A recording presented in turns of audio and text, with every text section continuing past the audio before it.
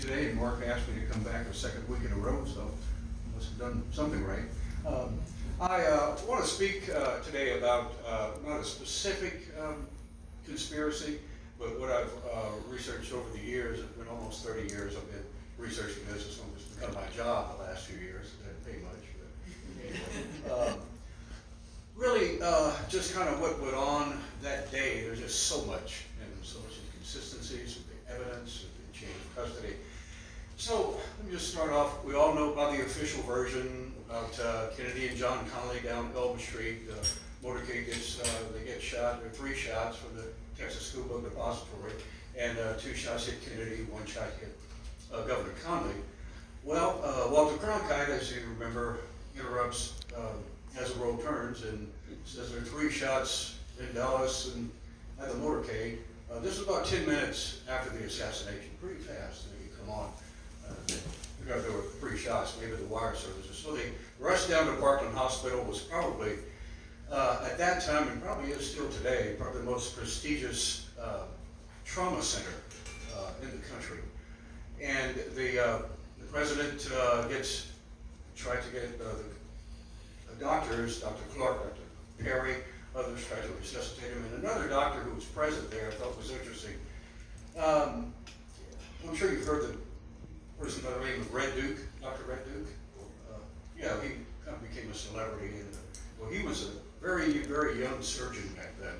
And he's the one who saved Connally's life. He actually stabilized him and prepared him for surgery. Another doctor, of course, was JFK's personal physician, Dr. Berkeley, who he was the only doctor that was present at Parkland and Bethesda Naval Hospital where the autopsy took place. Never was brought in to testify for the Warren Commission. His death certificate indicated that Kennedy was shot in the head. Didn't indicate what direction, but the second shot was entered through the third thoracic vertebrae, which is about 6 inches below the base of the neck, while the official version said it was right at the base of the neck, but just a little above that. And so they actually, several years later, the House Select Committee on Assassination reopened the case. They were in possession of what the Warren Commission never had, and that was the autopsy photographs. Warren Commission never saw the photographs, never saw the x-rays. So the House Select Committee of Assassination showed that the shot from behind was like entered from the first thoracic vertebrae, which is like right in between where the official version indicated where Dr. Berkeley indicated. So it's right through that kind of a wandering wounds there. But anyway, after when the police found the gun, the rifle in the Texas School Book Depository, initially it was a German Mauser. This was not consistent with the official version. It was a Mannlicher Carcano Italian rifle. They kind of look alike, but later they recanted and said that maybe they made a mistake after they signed sworn statements. They said maybe they made a mistake. It was the Mannlicher Carcano, which was interesting though. The next day, the FBI finds a bullet in Dealey Plaza, the grassy knoll, and they identified it as a bullet coming from the Mauser. So this was suppressed for about 30 years. In the early 90s, this it gets declassified. They had an envelope, they labeled it a Mauser. Well, the National Archives, you can see that the envelope is there, but the bullet has disappeared. So another anomaly here. And anyway, with the first APB report indicated from the Dallas police that John Kennedy and John Connally were shot, and they identified it as a 30-30. So we've got 3 weapons here. Well, Oswald gets arrested at about 1:40 in the Oak Cliff region of Dallas. This is a suburb. As you know, probably know, he gets arrested for killing Officer Tippett, policeman who never, that was the first time he ever patrolled that area. The first time, that was not his beat.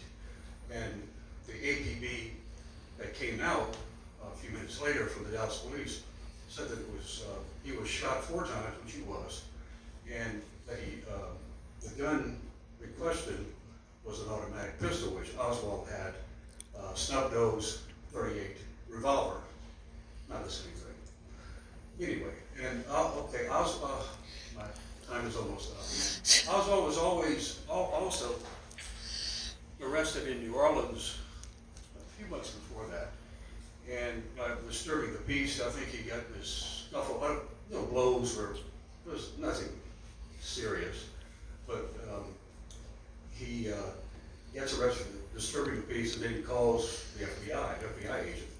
You get one phone call, and he called the FBI. He meets with the FBI agent, and I wish I was a fly on the wall, could have heard what happened, because nobody really knows.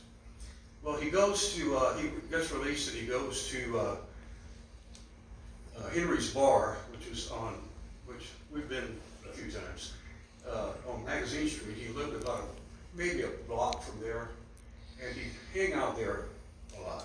Well, he wanted to watch himself on television, so he goes in and he asks the owner, Mr. Henry, and he says, "No, we have a football game on.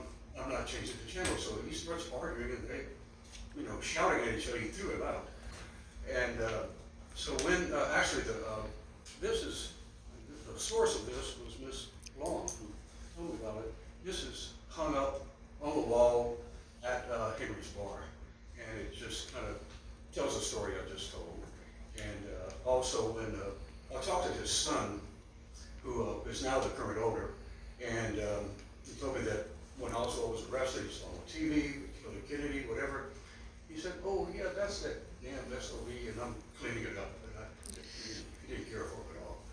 So anyway, when Oswald got, one more thing, Oswald got arrested in Dallas. He had $3,000 worth of camera equipment, so he paid $2,500 a year.